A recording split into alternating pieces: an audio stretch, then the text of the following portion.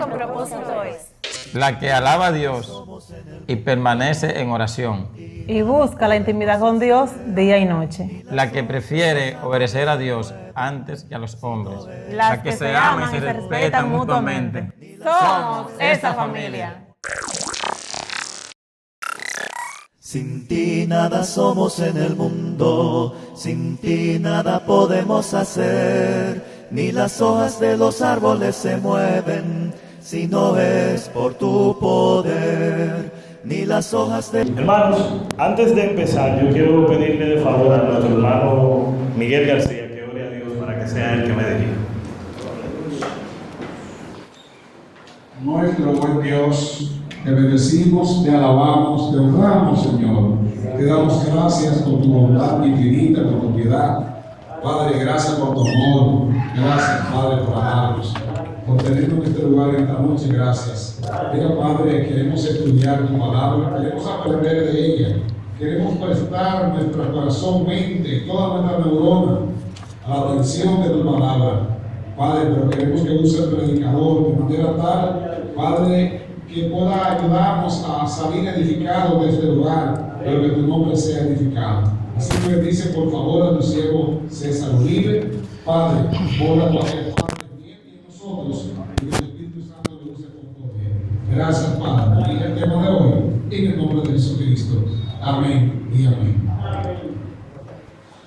Hermanos, en el estudio pasado hablábamos de cómo interpretar la Biblia. La hermenéutica. En el estudio pasado aprendimos que la Biblia tiene reglas, tiene idioma, tiene cultura y tiene un sinnúmero de cosas que nos llevan al pueblo judío para poder entender muchas cosas que literalmente no podemos entender. Y quería empezar con eso, un poquito de cultura judía. El hebraísmo.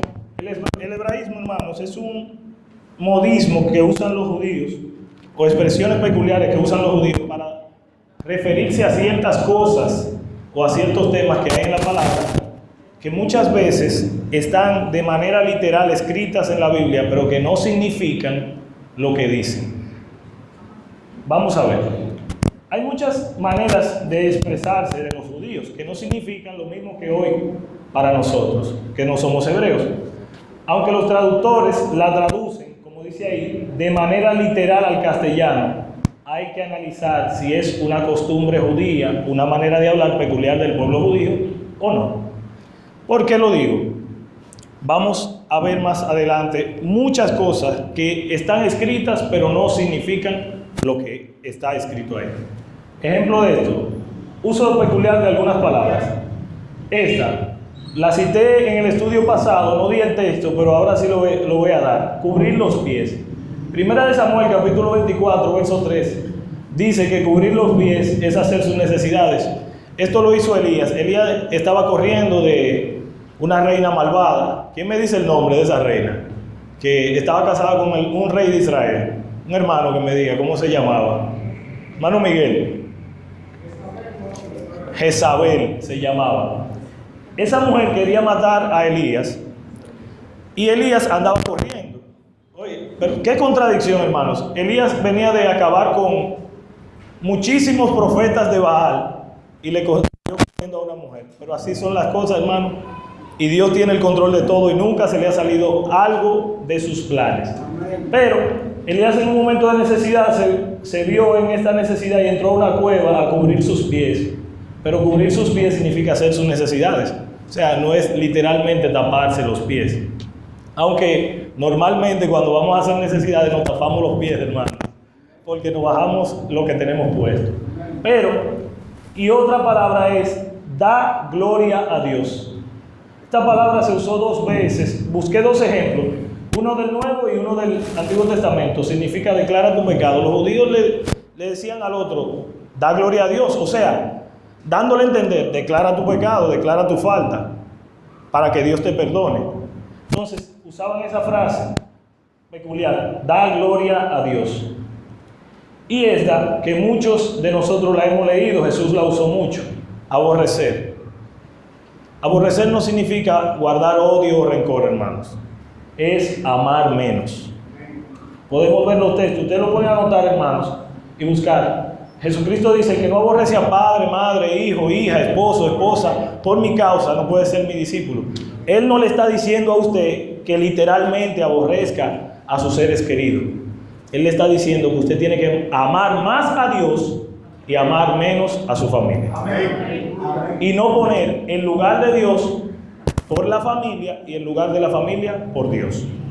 A cada uno darle el lugar que les corresponde. Eso se llama aborrecer. Y un modismo de filiación, por ejemplo, la palabra hijo aquí se refería muchas veces a una descendencia lejana, no necesariamente al padre que lo engendró. Por ejemplo, se dice que Jesucristo es del linaje de David, que es hijo de David, porque él viene de la descendencia de David. Y podemos confirmarlo ahí en Romanos capítulo 1, verso 3, que dice que en cuanto a la carne, Jesús era del linaje de David. O sea que muchas veces los judíos, para referirse a que una persona pertenecía a una familia, mencionaban al más importante de la familia para decir que esa persona era parte de ella, o sea, era hijo. Pero no necesariamente literal era hijo, sino que era descendiente de esa familia. Podemos tener ejemplo. Siempre que se habla de los reyes, se menciona a David, pero David no fue el primer rey de Israel. ¿Quién fue el primer rey de Israel? Saúl. Pero David, al igual que su hijo Salomón, fueron de los más espléndidos y más famosos que tuvo Israel. Y como David fue el de la preeminencia en ese sentido, todos los reyes por descendencia son hijos de David. Entonces, hermanos, también vamos a seguir.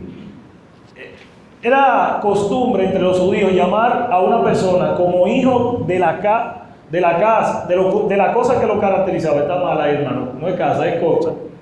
De la cosa que lo caracterizaba. Ejemplo, el Hijo de Dios. Ese término, él, se refería a algo único y especial. Y los judíos lo tenían bien claro en su mente y en su corazón, que cuando una persona decía, yo soy el Hijo de Dios, se está refiriendo al Mesías que Dios le había prometido al pueblo de Israel. Cuando Jesús le dijo, yo soy ese, los judíos querían apedrearlo, dando a entender, hermanos, que había algo diferente. Sí, hermano Luis. Porque ahí dice el Hijo de Dios sin estar en mayúscula la H. O sea, estaba, para hacer la aclaración, disculpe, hermano. Se refiere al Hijo de Dios. Deme. Sí, disculpe. Le voy a explicar ahora, hermano. La hermana que me hizo el trabajo no se fijó. Yo se lo envié de una forma, pero es mucha letra y cualquiera se puede equivocar, hermano. Pero yo sé, porque yo lo escribo y yo me ofendo cuando incluso yo veo en el estado de cualquier WhatsApp de cualquier gente que la gente escribe Dios en minúscula o Hijo de Dios o Jesucristo o Jesús en minúscula. A mí me ofende, a mí me molesta. Yo no se lo digo literalmente, quizás se lo pueda decir en un momento, mira, no se escribe así. A Dios hay que darle un grado especial en nuestra vida, asimismo a Jesucristo, y único. Pero es para hacer la salvedad. Si ustedes ven algunos errores, es por eso, hermano. Incluso ella lo hizo hoy mismo, el trabajo.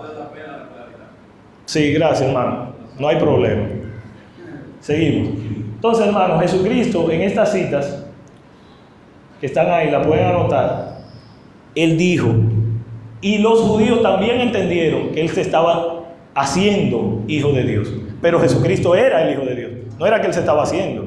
Entonces, automáticamente podemos entender que ese nombre era único de el Mesías que había de venir, de más nadie.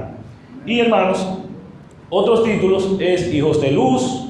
Nosotros, hermanos, debemos ser hijos de luz. También debemos ser hijos de consolación. Hay un personaje en la Biblia, Bernabé, se le llamó hijo de consolación. O sea, parece que Bernabé tenía la capacidad y la cualidad de consolar a los hermanos cuando estaban en dificultades. Y nosotros, dice segunda carta a los Corintios, un texto que el hermano Ramón una vez me citó cuando estaba en tribulación. Me dijo, mira, nosotros debemos aprender a ser consolados de la misma manera que Cristo nos consuela, y así mismo también debemos aplicarlo a los demás.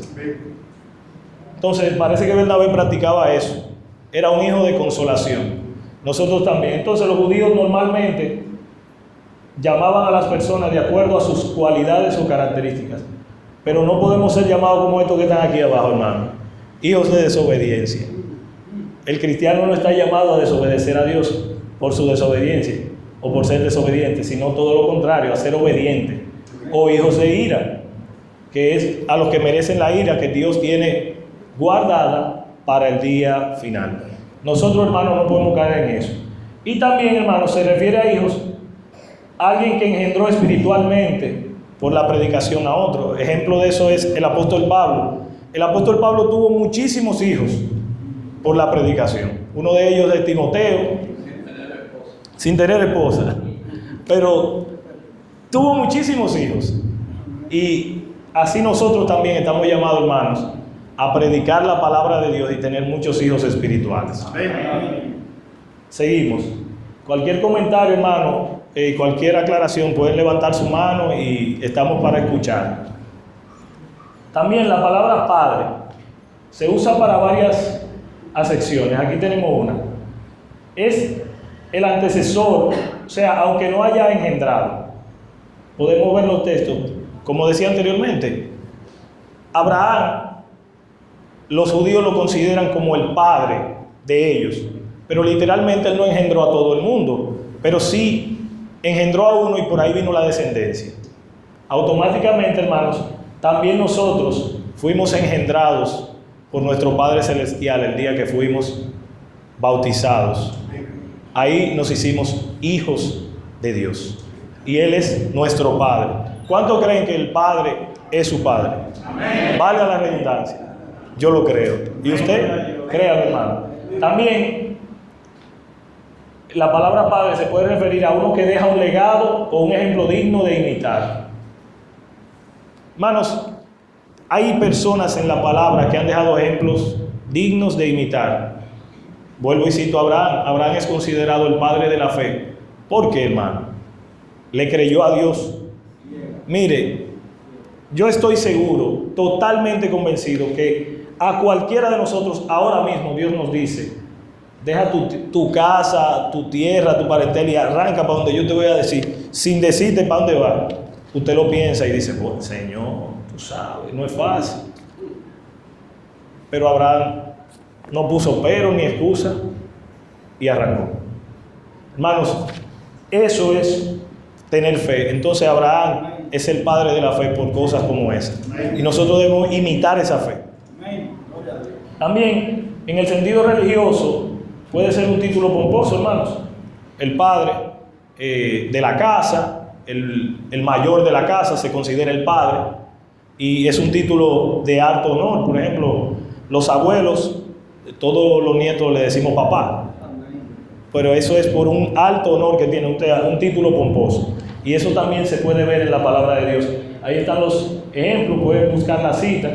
Voy a avanzar, hermanos, porque es mucho y no me voy a detener a leer tanto, pero sí quiero aclarar esta parte antes de iniciar con el lenguaje figurado. Seguimos. También, hermanos, los judíos tenían algo por costumbre, que era poner lo absoluto por lo relativo o hacer comparaciones negando lo menos importante y exaltando lo más importante. Ejemplo de ellos, Jesucristo dijo en Juan 6:27, trabajad no solamente por la comida que perece, sino por la que a la vida eterna permanece. Jesucristo no le está diciendo a usted que no trabaje, porque en otro lado dice la palabra que el que no trabaje, que no coma. Lo que pasa es que Jesucristo en ese momento le estaba diciendo a la multitud que estaba detrás de él: ustedes andan atrás de la comida solamente, pero no andan detrás de la comida espiritual. Hermano, nosotros debemos procurarnos por la comida espiritual primero y luego la comida física. O sea, la comida espiritual de nosotros es cuando nos levantamos, hermano, encomendarnos a Dios en oración. Amén. Hermano, hay que darle gracias porque nos dio la oportunidad de ver un día más. Amén. Hay muchos que no la tienen. Amén. Y nosotros debemos ser agradecidos con Dios. De esa forma trabajamos por la comida que no perece, que es la comida espiritual, que es eterna. También, pues no me envió Cristo a bautizar, sino a predicar el Evangelio. Esto lo dijo el apóstol Pablo Primera carta a los Corintios, capítulo 1, verso 17. El apóstol Pablo no está diciendo que Cristo no lo envió a bautizar, sino que Él lo mandó como un instrumento vivo en sus manos para predicar el Evangelio. Principalmente para eso. El apóstol Pablo fue escogido de manera especial para predicarle al pueblo gentil. Entonces, eso no está diciendo ahí que Pablo no bautizaba, todo lo contrario, sino que él se preocupaba más por la predicación, porque había otros hermanos alrededor de ellos para ayudarlo a bautizar.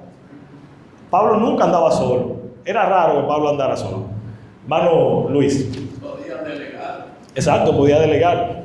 Él andaba con hermanos, Tito, Timoteo, y otros más que él seguramente le delegaba funciones, incluso lo dejaba en sitios y seguía su viaje.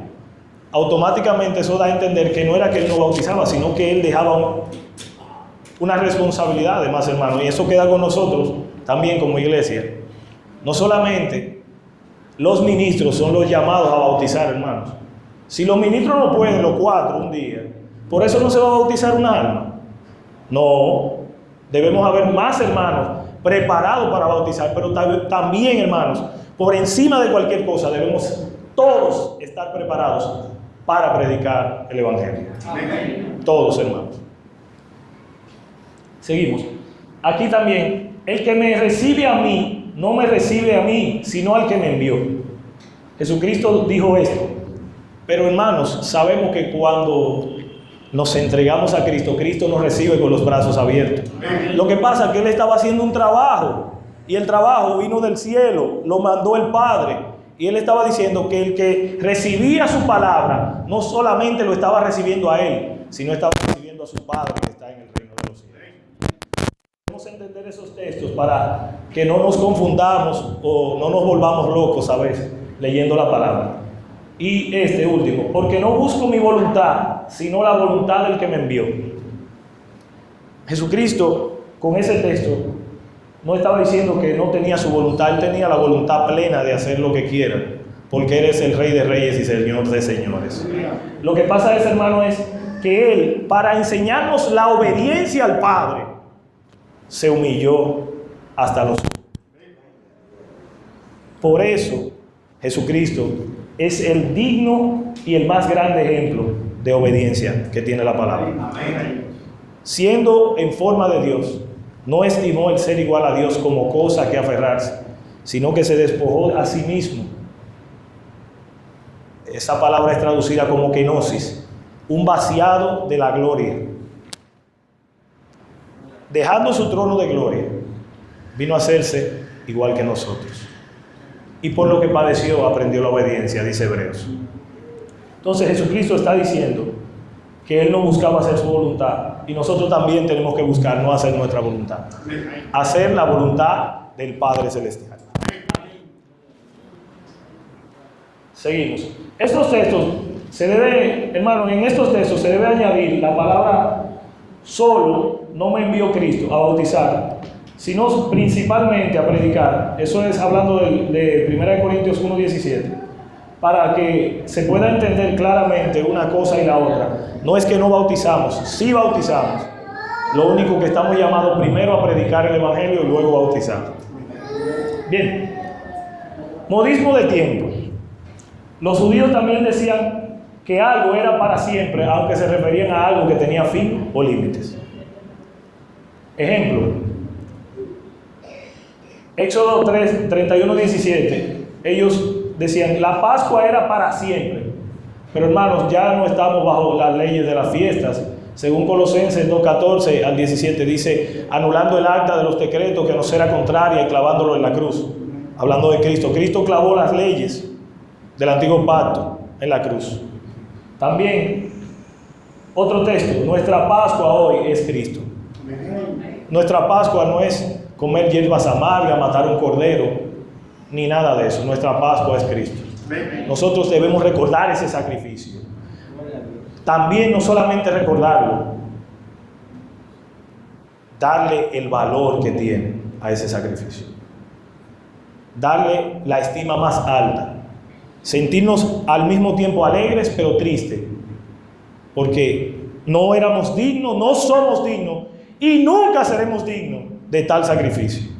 Pero Dios, por amor a nosotros, envió a Cristo a sacrificarse por cada uno de nosotros.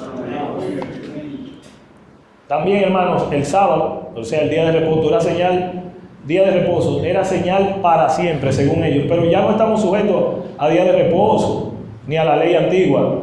Podemos ver los textos, Gálatas 4:10 y segunda carta a los Corintios 3:6 al 17. Ahí el apóstol Pablo le aclara a los corintios, diciéndole que ya no estamos sujetos a ninguna de esos días. Y el mismo texto anterior, Colosenses 2:14 al 17, dice que no estamos sujetos a ningún día de fiesta, ni de luna nueva, luna vieja, nada de eso, hermano. Nosotros estamos sujetos a Cristo y a su ley. También, hermanos, los judíos tenían algo muy especial, que era que consideraban una parte del día como un día completo. Por eso muchas veces se discute el asunto de cuándo murió Jesús, si fue viernes, si duró 3 días, si no duró 3 días, porque para los judíos la parte de un día, un cuarto de un día era el día completo para ellos. Ellos tenían esa forma de hablar y lo podemos ver en algunos ejemplos. Por ejemplo, el diluvio. Génesis capítulo 7, verso 4. El diluvio comenzará al pasar 7 días.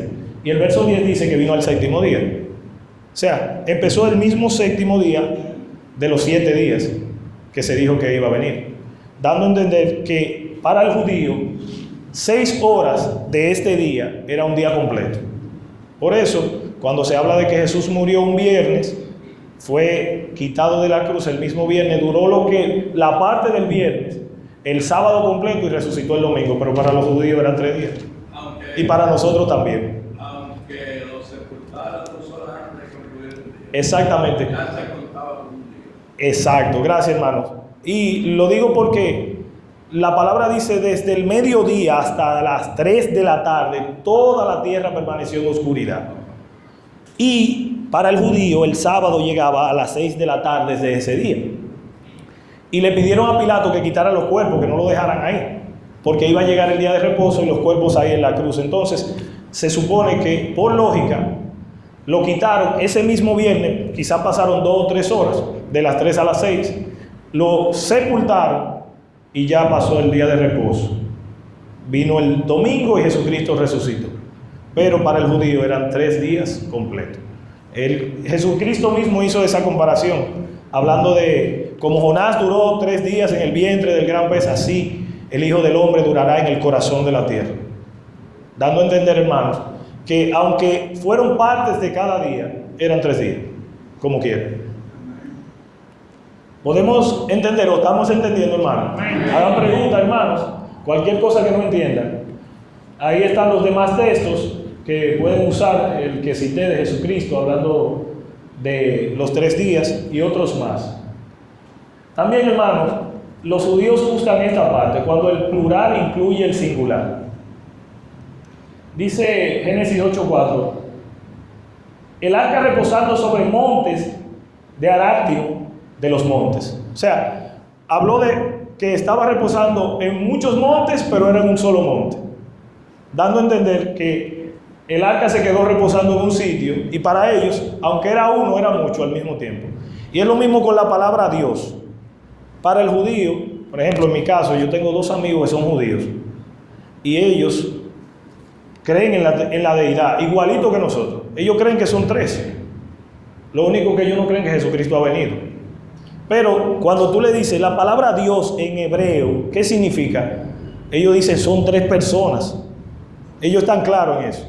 Y eso incluye el plural en el singular. Dios es uno solo, compuesto de 3 personalidades divinas: Padre, Hijo y Espíritu Santo. O sea, el plural incluye el singular. También, hermano, aquí, Sara diera de mamar a hijos cuando solamente lo haría con uno. O sea, tenía uno. Le faltó la H ahí, hermanos.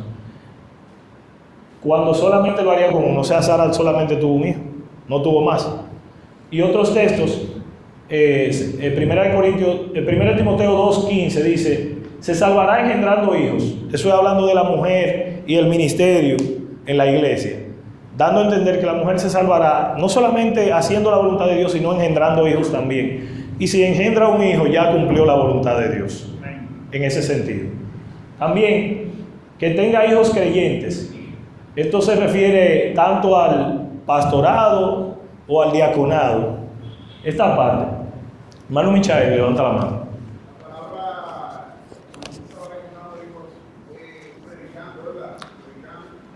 Hijos, o sea, sus hijos literal, sus hijos que ella parió con dolor, pero engendrándolo 2 veces. O sea, engendrándolo no solamente y dando a luz, sino también enseñándoles el camino. Proverbios dice que instruye al niño en su camino y aun cuando fuere viejo no se apartará de él. O sea, la madre tiene el compromiso de enseñarle a los hijos el camino de Dios. Y el padre también, no es que no, pero sí la madre tiene una cuota un poquito más de responsabilidad en el sentido que pasa más tiempo con los hijos. Hermano Ramón, sí. Bien. Bien, gracias, hermano. Hermano Miguel, levantaba la mano. Sí, hermano, simplemente puede ser el mismo punto, pero es que de los diáconos no se dice que tienen que tener hijos. No, digo de los pastores, disculpe. Sí, hermano, sí. Sí, de los pastores, ancianos o obispos, que es la misma palabra. Entonces, dando a entender, hermano, que si tiene un hijo que es creyente y está haciendo la voluntad de Dios y está dando ejemplo, es válido. O sea, porque hay situaciones que usted y yo nunca la vamos a poder controlar, que solamente la conoce Dios. Si ese hermano solamente pudo tener un hijo, pero cumple con todas los requisitos, las responsabilidades para cubrir el cargo de pastor, obispo o anciano de la iglesia, por eso la iglesia no lo va a poner. Tenemos que siempre sopesar la palabra, porque no podemos poner siempre al extremo, no podemos ser extremistas poniendo las cosas. Seguimos. Dice aquí también los números, hermanos. Ellos lo usaban para expresar cantidades indeterminadas. Ejemplo de ellos, el 7, el 70, hablando del perdón. ¿Cuántas veces debemos perdonar al día? 70 veces 7. Eso es mucho. 490 veces al día. El 1000, que muchas veces se refería a una cantidad, pero, por ejemplo, para Dios 1000 años es como un día y 1000 días como un año. No importa, porque Dios no tiene tiempo ni espacio. Dios es desde la eternidad y hasta la eternidad. Y el 10, y hay otros números que también pudiéramos citar, que los judíos tienen un control de qué significa cada número. Seguimos. Se usan nombres de los padres para referirse a los descendientes. Por ejemplo, aquí se citó a Can, el hijo de Noé, para maldecir a una descendencia, pero no era exactamente a Can en ese momento, aunque mencionaron a Canaán, lo maldijeron. O por ejemplo, a Jacob amé y a Esaú aborrecí. El Señor diciendo que ama a un pueblo, pero aborrece al otro. Pero no es solamente a las 2 personas que está mencionando, sino a todo el pueblo. Sabemos que Jacob después le fue cambiado el nombre a Israel, y Esaú también le fue cambiado el nombre a Edom. Automáticamente está hablando ahí de 2 pueblos, no está hablando de 2 personas específicamente. También a mi siervo David, dando a entender que en este texto de Ezequiel 34, 23 y 24, mi siervo David príncipe en medio de ellos, pero dando a entender que no era de David que estaba hablando, sino del que estaba gobernando en ese momento. Lo que pasa es que David es el ejemplo de un rey conforme al corazón de Dios, así lo define la palabra. Y Dios quería que todos los reyes después de David fueran como él. Aunque no todos lo fueron, eso fue difícil, pero Dios quería esto. Y costumbres peculiares, hermanos, como esta, considerados como casados cuando solo estaban desposados o comprometidos, o sea, lo que se llama hoy el noviazgo.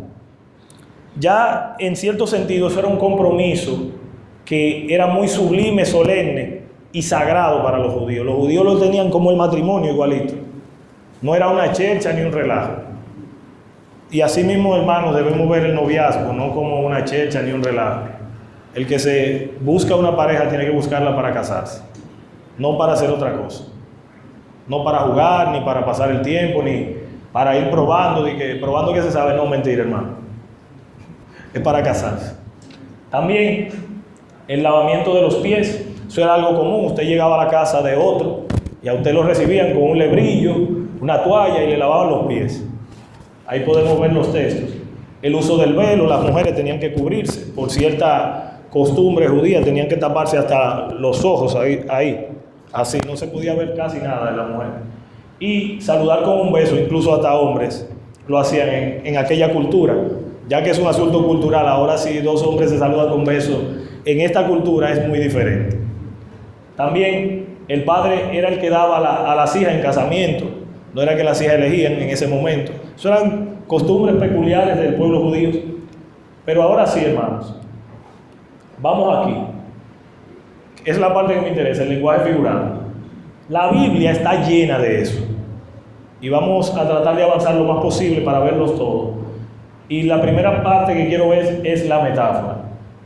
La metáfora, hermanos, es una figura literaria que consiste en usar palabras en un sentido distinto del que tienen propiamente. O sea, es una representación. Se dice que una cosa es otra cuando son semejantes o tienen cierta relación. Jesucristo fue el que más usó metáforas. Y quiero citar algunas de ellas. Por ejemplo, ahí hay dos, citando: vosotros sois la sal de la tierra. Literalmente nosotros no somos sal, pero debemos actuar como la sal. Dando a entender, hermanos, que la sal condimenta todo. ¿Quién se come algo sin sal? Es difícil. Bueno, los diabéticos a veces lo hacen por cierta obligación. Diga, hermano Luis. No solamente le condimenta todo, sino que mantiene por mucho tiempo, por ejemplo, un cadáver o un animal, se lo meten, le sacan todas las vísceras. Entonces le meten sal molida o como sea, para preservarlo. Preservación por mucho tiempo. Exactamente, la sal cumple muchas funciones importantes en nuestra vida. Y otra es: vosotros sois la luz del mundo.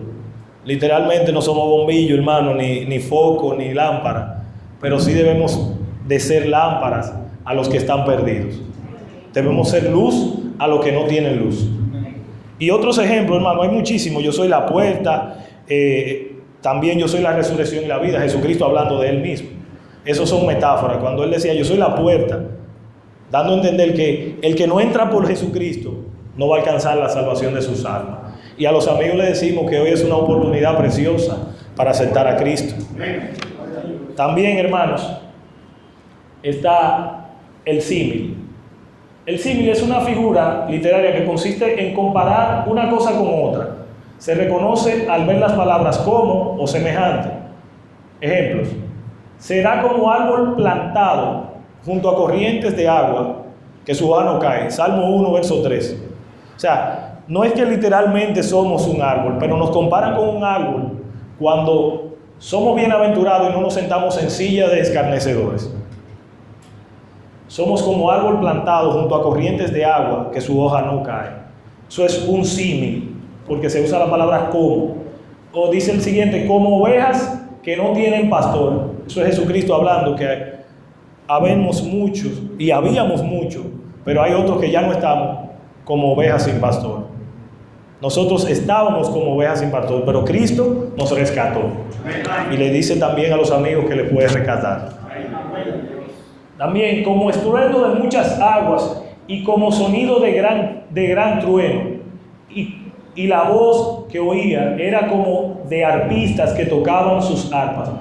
Apocalipsis capítulo 14, verso 2. Dice esto, hermanos, dando a entender que no era que había muchas aguas, ni tampoco que había mucho trueno ni sonido, sino es una comparación de algo que nosotros conocemos. Nosotros conocemos las aguas, conocemos los truenos y conocemos el arpa. Por eso el apóstol Juan, inspirado por el Espíritu Santo de Dios y por el mismo Jesucristo, dice cómo, haciendo una comparación. Pero no es que en el cielo hay cosas como esa, hermano. yo creo que en el cielo hay cosas más grandes que esas. Seguimos. La parábola. La parábola, hermanos, es una figura literaria que expresa una narración de sucesos tomada de eventos y actividades diarias de la gente. Sirve para ilustrar cosas espirituales. Las parábolas se basan en cosas reales. Pero quiero decir algo antes de dar los ejemplos de la parábola. La parábola hace dos cosas. Usa ejemplos reales, pero no da nombres ni da nombre de lugares. Usa objetos inanimados, pero nunca da nombre, porque hay un texto de la palabra en Lucas, hablando de el rico y Lázaro, que dicen que es una parábola. Ese texto no es una parábola, porque ahí se están citando personajes y sitios exactos. La parábola hace alusión a cosas de la vida, pero no da nombres, ni tampoco da el nombre específico del lugar. Nombre propio. Para que tengan esa idea pendiente, hermanos, y cualquier cosa que ustedes vean en la Biblia, si está relacionada a un evento o actividades diarias de nuestra vida cotidiana, de nuestra vida secular, pero no menciona nombres propios ni nombres de lugares, es una parábola. Y ahí podemos ver un ejemplo del Antiguo Testamento, la parábola de la viña, en Isaías 5:17, y todas las parábolas de Jesús. Jesús fue el que más usó parábolas. Por ejemplo, ahí cité la del sembrador y la del trigo y la cizaña. También, hermanos, hay otras. Me gusta mucho esta figura literaria, la metonimia. Es una figura retórica que consiste en designar una cosa o idea con el nombre de otras. También toma el efecto por la causa y el instrumento por el agente. O sea, el signo por las cosas que significan se basa en relaciones. Usar el nombre del recipiente para indicar su contenido. Nosotros lo hacemos todos los domingos. Cuando leemos los textos de la Cena del Señor, nosotros decimos, tomando la copa. Pero la copa no es que no la vamos a beber literalmente. Nosotros no vamos a beber el contenido de la copa. Ahí están los ejemplos. Benditas serán tus canastas y tus artesas de amasar. La copa de bendición que bendecimos, ¿no es la comunión de la sangre de Cristo? Pregunta el apóstol Pablo. No podéis beber la copa del Señor y la copa de los demonios, dice el versículo 21 del mismo capítulo. O sea, dando a entender que no es que usted se va a agarrar la copa y se la va a tragar, sino que usted se va a beber el líquido que está dentro de la copa. Eso se llama metonimia. Es una figura literaria que lleva una relación de una cosa con la otra. Cuando usted dice, me voy a beber un medio litro de refresco, lo que le gusta mucho la Coca-Cola, por ejemplo, usted no se va a beber la botella de Coca-Cola, usted se va a beber lo que está dentro de la botella. También, hermanos, que vamos a seguir. La prosopopeya se usa cuando se personifican cosas inanimadas, atribuyéndoles los hechos o acciones de las personas. Hay un texto que el hermano Miguel usa mucho, y no lo puse ahí, que es: la sabiduría clama, pero la sabiduría literalmente no tiene voz para hablar, sino que la sabiduría se expresa a través de nosotros. Pero la sabiduría clama en las calles, dice un texto. Y podemos ver los montes y los collados levantarán canción, todos los árboles darán palmadas. Hermano, los árboles no aplauden, ni dan palmadas, ni los montes ni los collados levantarán canción. Pero eso se llama una prosopopeya. Eso es como Jesucristo dijo: si no los dejan decir y darme gloria en el momento cuando Jesús estaba entrando a Jerusalén, las piedras hablarían por ellos.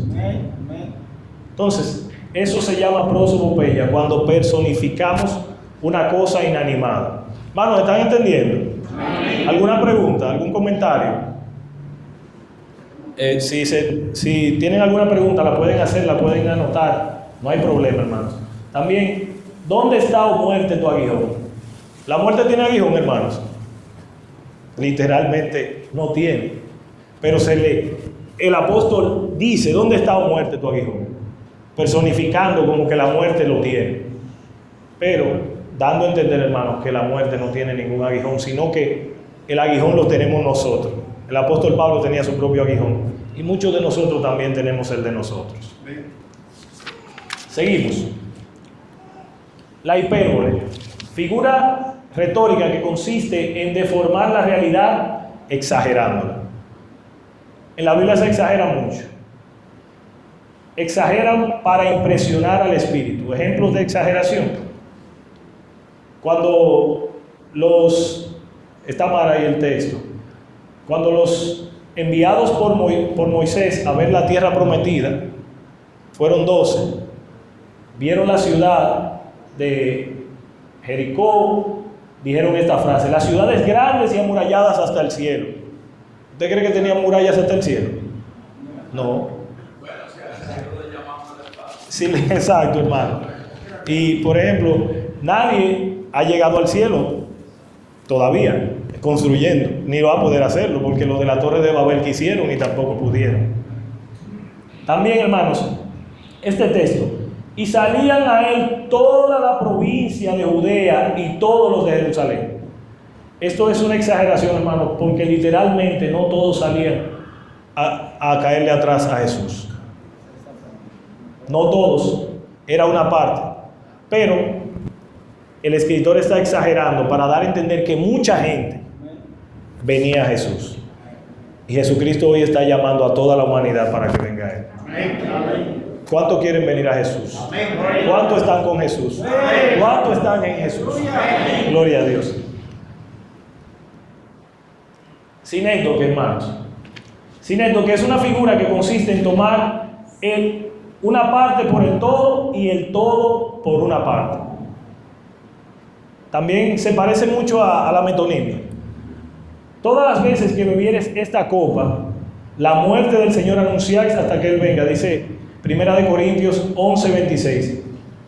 Realmente esto es la parte importante, parte de lo que hay en la copa. O sea que usted toma el todo de la copa por una parte de la copa, dando a entender que usted toma el recipiente y el líquido por todo, pero usted solamente se toma el líquido. También el partimiento del pan, hermanos. El partimiento del pan, partir el pan, la cena del Señor. Todos esos textos usan sinécdoque, la mesa del Señor, lo que se sirve en la mesa, no literalmente la mesa. Usted no se va a comer la mesa. Y todos los textos que hablan de un solo paso de la salvación incluyen los demás pasos. Ejemplo de ellos, cuando citamos Juan 3:16, solamente habla de creer ahí, pero ahí habla de creer, pero hay que hacer otra cosa, hermano, y todos lo sabemos. Hay textos que solamente dicen arrepentirse y bautizarse, pero hay más cosas que hay que hacer. Todos esos textos llevan a una relación, uno con el otro, y por eso no lo podemos poner aislado, y para eso se usa esa figura, sinécdoque, que se toma el todo por una parte y una parte por el todo. Seguimos. La alegoría.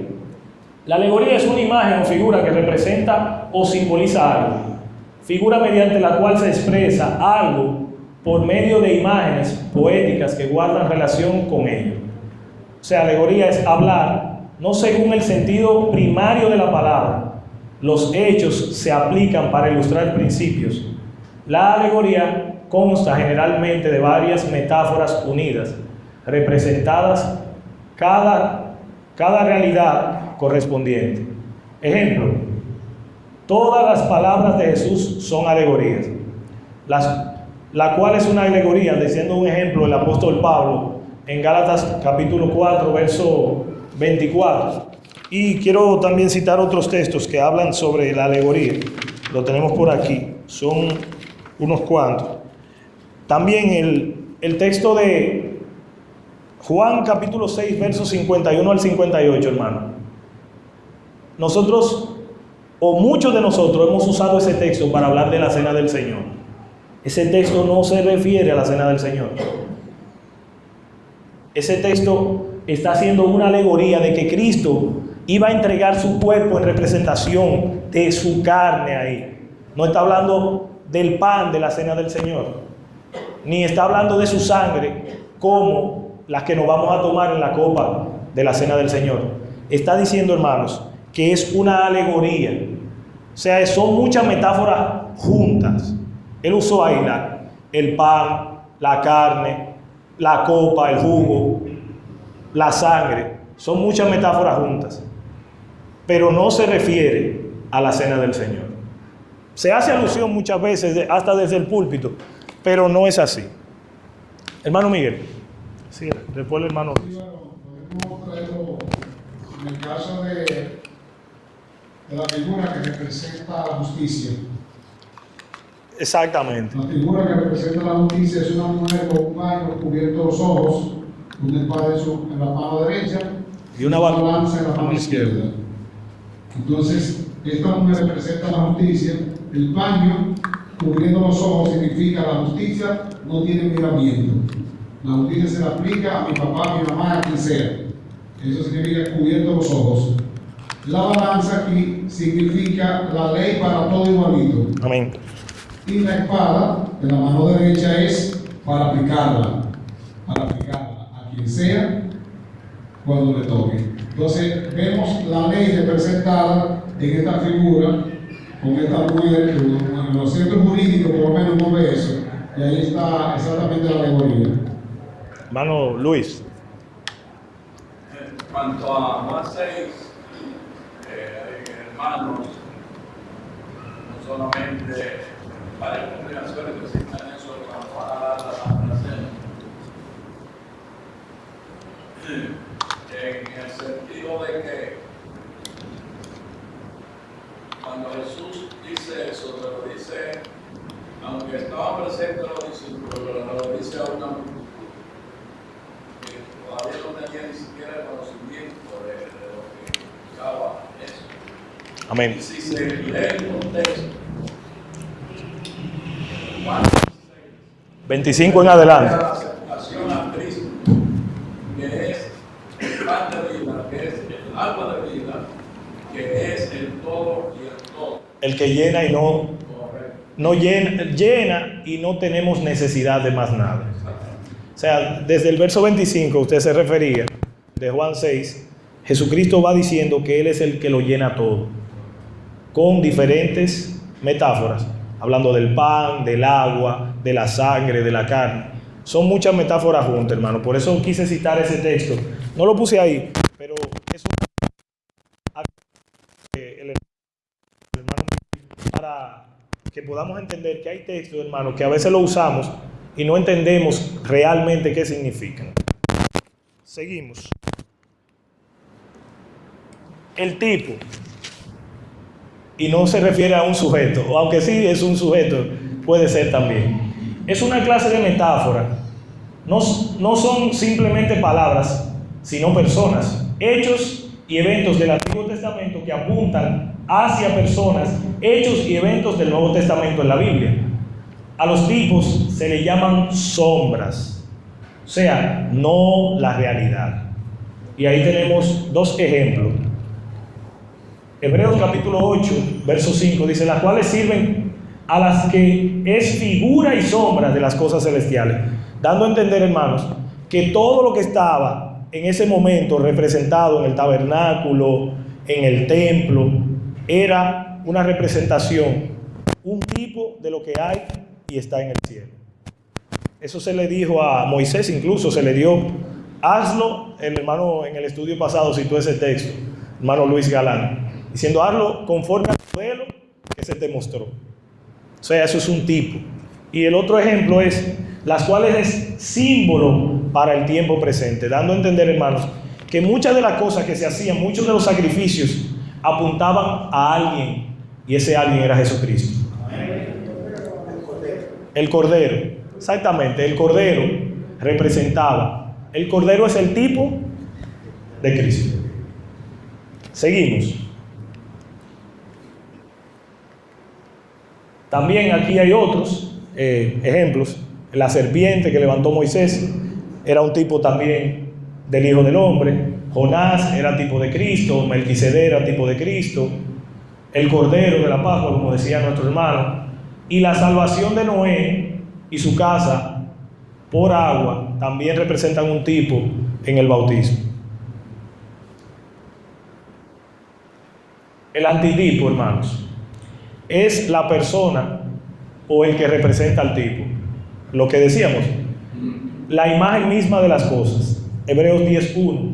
Y también Cristo es la imagen viva, real. No es una copia. La sustancia, dice Hebreo, de Dios. No es de que una copia. Es la misma sustancia. Porque en Él habita corporalmente toda la plenitud de la deidad. Dice Colosenses 2:9. Es toda. O sea que no deja nada fuera. El cuerpo, que es representado en el Cordero en aquel momento, el cuerpo de Cristo. El símbolo, hermanos, es una especie de tipo por el cual se representan algunas cosas o algún hecho por medio de otra cosa o hecho que pueda servir de semejanza o representación. Cristo representaba por un león por la fuerza de este. O sea, Cristo es el Cordero, pero también es el león. ¿Por qué? Porque Cristo le arrebató las llaves de la muerte al que tenía el imperio de la muerte. Esto es a Satanás. Hebreos 2:14 dice así. Entonces, también lobos y serpientes o palomas, ejemplos usados por Jesucristo. Esto es símbolo. Y la misma la cena del Señor es un símbolo del cuerpo y la sangre de Cristo, hermano. Es un símbolo. No es la transustanciación, como dicen por ahí otras religiones. Es un simbolismo del cuerpo y la sangre de Cristo. El proverbio. Podemos leer mucho los proverbios de Salomón, son muy buenos. El proverbio es un dicho o adagio que se expresa una enseñanza, un consejo o una crítica. Este personaje, el doctor T.J. Conan, dijo: la sabiduría ética y práctica de la mayoría de los pueblos de la antigüedad se expresaba, lo quité, en dichos agudos, breves, expresivos y enérgicos, con el propósito de que, hermanos, enseñarle a los hijos cómo se debía vivir la vida. A nosotros se nos dice muchas veces que el que oye consejo muere de viejo. Es para que podamos entender que si hacemos las cosas que nos dicen los mayores, vamos a llegar a la edad que ellos tienen.